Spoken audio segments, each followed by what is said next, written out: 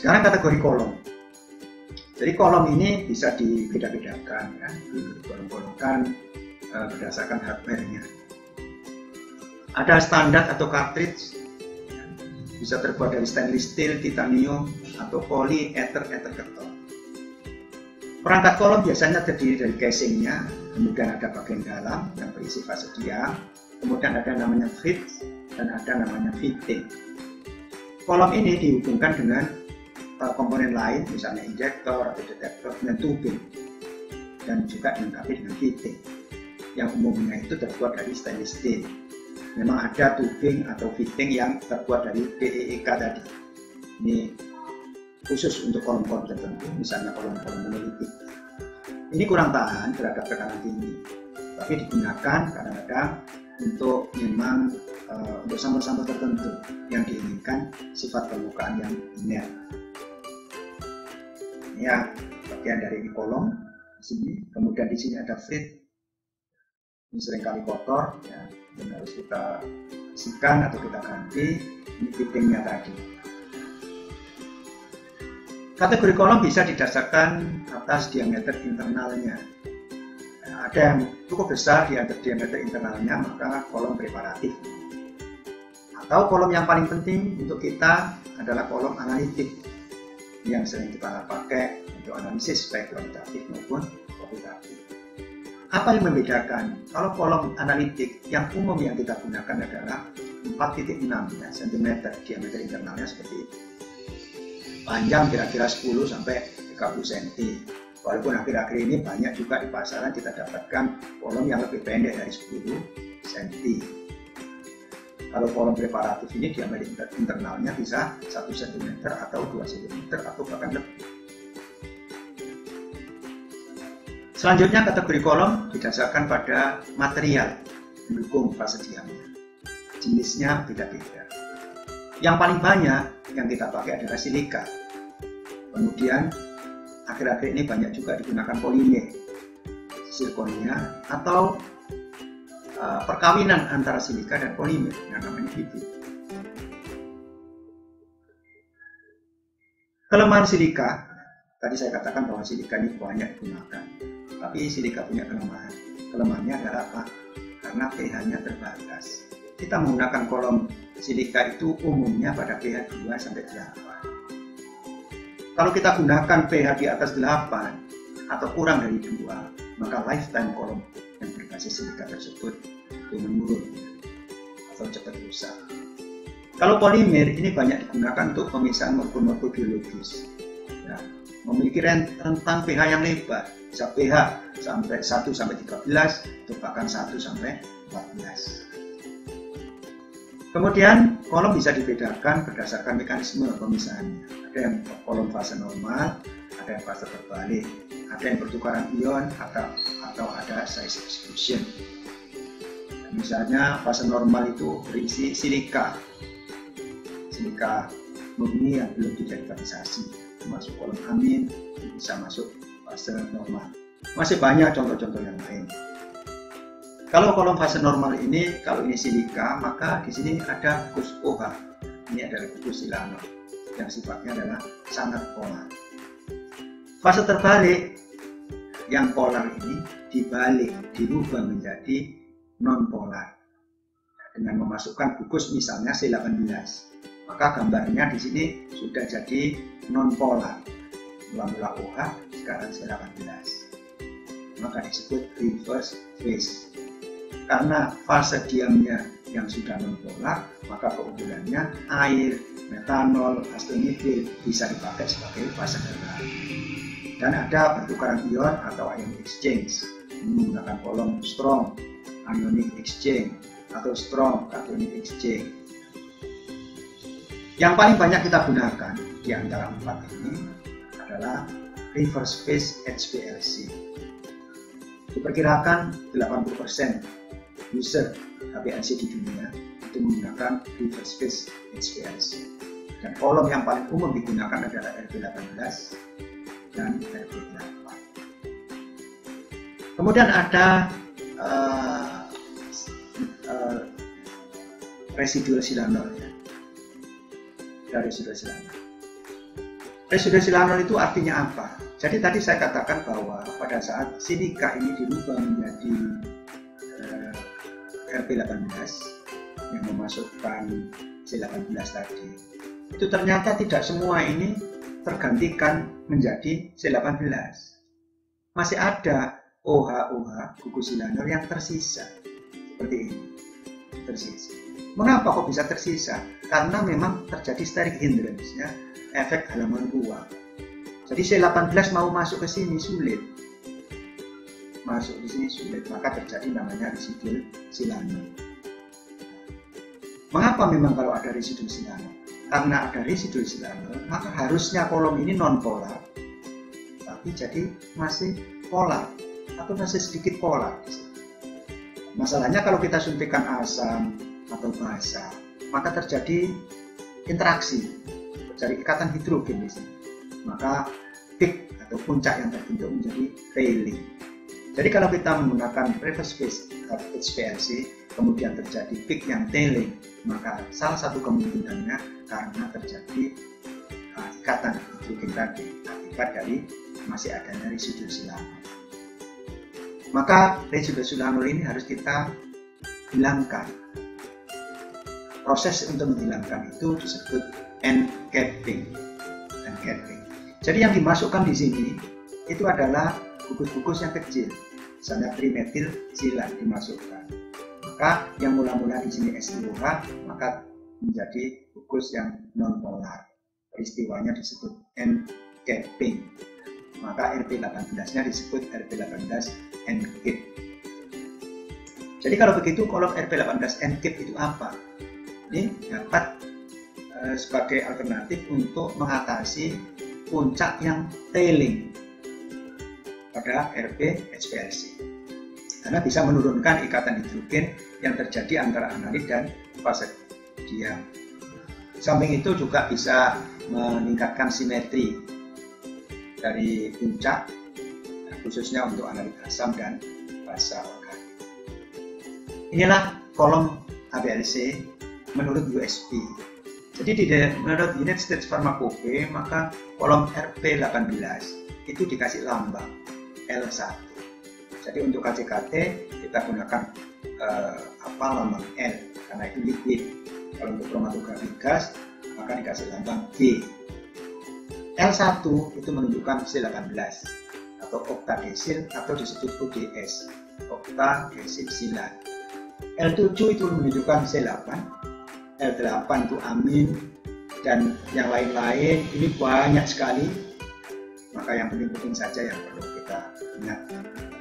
Jadi C18 itu berarti di sini ada silika tadi, silanol tertutupi, demikian. Jadi C18. Nah, polarannya itu dari silika dari sangat polar, kemudian makin ke arah kanan ini C18 itu paling non polar. Baik, sekarang adalah dimensi kolom HPLC. Jadi kalau kita membeli kolom atau bekerja dengan kolom HPLC, maka gambarnya seperti ini adalah panjang kolom.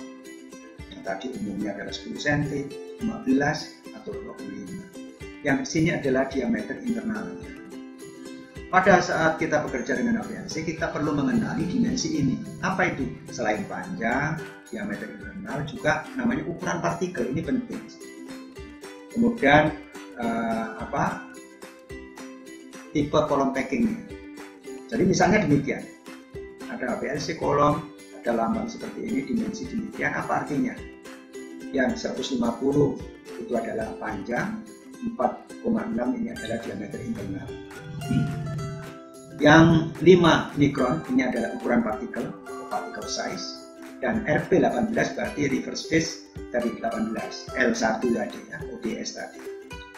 100 ini adalah ukuran pore size, dan yang ini tanda panah ini menunjukkan nama dagang, sedangkan flow-nya ini menunjukkan arah aliran fase gerak. Jadi kalau fase gerak itu alirannya diharapkan oleh produsennya seperti tanda panah ini. Misalnya ini dari kiri ke kanan, misalnya panahnya demikian, maka fase geraknya dari kiri ke kanan. Kalau itu dibalik, maka sebetulnya ada kemungkinan bahwa fase kolom ini lifetime-nya menurun. Baik, kemudian bentuk partikel.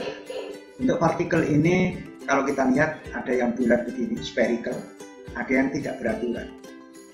Jadi kalau kita ingin membeli kolom, kita lihat dulu partikelnya ini spheris atau spherical atau irregular. Karena berbeda ya. Kalau bulat, kalau spherical itu bisa mengurangi tekanan dan kolom lebih awet. Ukuran partikel umumnya 5 yang kita gunakan. Selain 5 itu adalah 3. Perlu diingat, makin kecil ukuran partikel tadi, harga N semakin tinggi. Kecil ukuran partikel, makin tinggi efisiensi. Ini ukuran pori umumnya antara 60 sampai 10.000 angstrom. Tapi biasanya kita milih kurang dari 150 angstrom untuk berat molekul yang molekul-molekul sederhana yang bobot molekulnya kurang dari 2000. Ini hukum Van der Waals. Van der Waals itu menunjukkan hubungan antara HITT, High Equivalent to a Theoretical Rate, dengan kecepatan alir linier. Tentunya demikian. Saya menunjukkan di yang kanan ini ada kurva demikian untuk 10 mikron ukuran partikelnya, yang ini adalah 5 mikron, yang di sini adalah 3 mikron.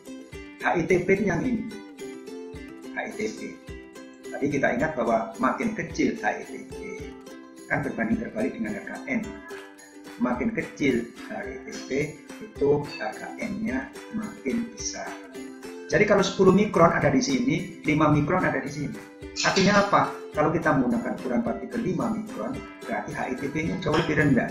Itu artinya harga N-nya jauh lebih besar.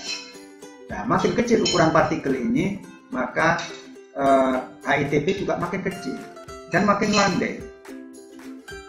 Makin landai. Itu artinya apa? Kalau kecepatan alirnya kita tingkatkan, maka perubahannya kalau kita pakai makin kecil ini, jadi HITP-nya tetap kecil, berarti harga N-nya tetap besar.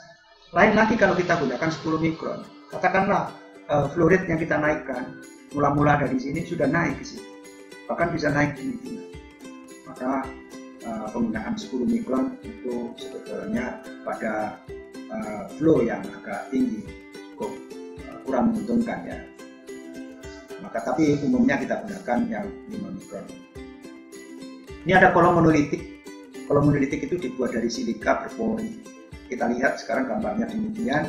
Apa artinya? Kalau fase gerak itu masuk, maka tekanan sistem itu jadi lebih rendah. Pengalaman kalau kita menggunakan metanol air itu biasanya tekanannya 90 bar. Tapi kalau kita gunakan dengan tekanan yang sama, kira-kira ini cuma 30 bar. Itu artinya apa? Pada saat kita bekerja dengan kolom-kolom seperti ini, flow-nya kita bisa agak tingkatkan asal tekanannya masih memenuhi, sehingga waktu analisisnya bisa makin cepat. Ada lagi kolom yang disebut kolom bilik hydrophilic interaction liquid chromatography. Ini yang sejenis SIG bilik, berarti sweeter ion. Jadi di sini ada silika, kemudian dikasih gugus-gugus, tapi muatannya lebih dari 1 molekul, tapi di sini ada plus, ada minus, maka itu adalah sweeter ion. Kolom hilik ini banyak digunakan untuk analit yang sangat polar. Pada mode hilik ini, fase gerak yang digunakan itu mirip reverse phase. Tapi umumnya yang digunakan adalah campuran astonitril dan air. Cuma astonitrilnya cukup banyak, air minimal 3%. Fase diamnya itu mengandung gugus polar. Selain sweeter ion ini juga misalnya amin, CN atau diol itu bisa digunakan dengan fase gerak yang sama, metanol, air. Nah, sekali lagi, kolom bilik ini banyak digunakan untuk analisis senyawa yang sangat polar. Di mana dengan reverse phase, maka senyawa-senyawa yang sangat polar itu tidak bertahan dengan baik di dalam kolom. Kemudian ada yang namanya high atau ultra pure silica kolom. Artinya apa? Ada kolom yang berbasis silika, cuma di dalam silikanya itu mengandung cemaran. Jadi secara umum silika-silika yang kita gunakan itu mengandung cemaran-cemaran logam. Tapi kalau high atau ultra pure silika kolom itu artinya kolom yang silikanya itu murni atau ultra murni, kemurniannya tinggi, artinya tidak atau sedikit mengandung cemaran logam. Memangnya kenapa kalau ada cemaran logam? Nah, high pure silika ini dipakai untuk analit-analit yang banyak mengandung pasangan elektron bebas. Contohnya oksigen, ini tetrasiklin, ada N, ada oksigen di sini, ada banyak elektron bebas di sini. Maka kalau itu kita suntikkan di dalam HPLC, maka terjadi ikatan kovalen koordinasi. Maka apa yang terjadi? Puncaknya itu kecil dan lagi tidak simetris. Nah, supaya simetris, maka kita gunakan high atau ultra pure silika ini. Ini kandungan cemaran logamnya kurang dari 5 ppm dan rentang pH-nya bisa 1,5 sampai 10,5. Kemudian nanti kalau kita lihat kolom, di brosur-brosur dari kolom itu kita baca juga ada polar embedded, ada juga BDS, base deactivated silica. Ya, semua ini bertujuan sebetulnya mengurangi dari aktivitas residu silanol tadi. Jadi polar embedded silica kolom ini misalnya C18, tapi dimasukkan di dalamnya ada gugus ini, CuNH, dekat-dekat dari silanol tadi. Maka ikatan hidrogen antara gugus amida dengan dekat SiOH ini, maka dapat mengurangi lipofilitas terhadap senyawa basa.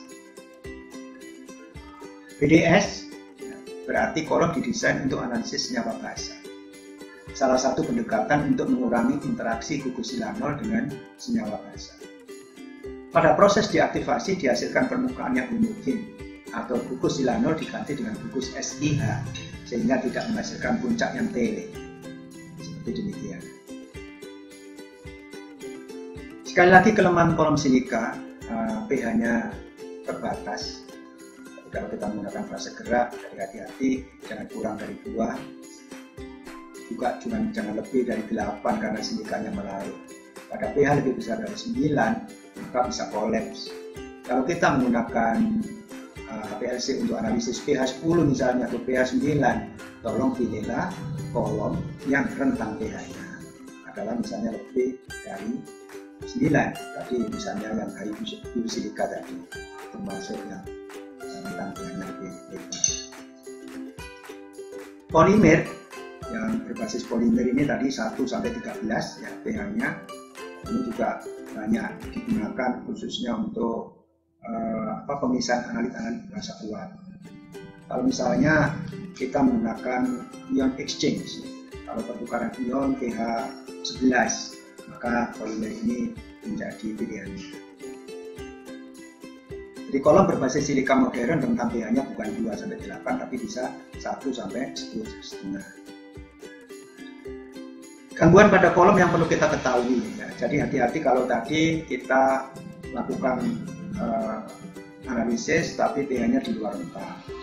Tapi ada gangguan lain pada saat kita bekerja terkait kolom ini adalah buntu, fridge-nya buntu atau buntu pada kolom akibat partikel dari sampel atau fase gerak.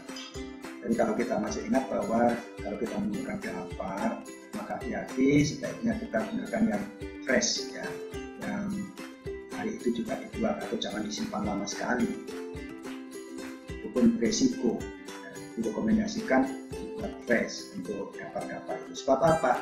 Pada saat penyimpanan terjadi kristalisasi. Walaupun kita saring, tapi tetap sebetulnya bisa menyebabkan itu dan juga bocor nantinya.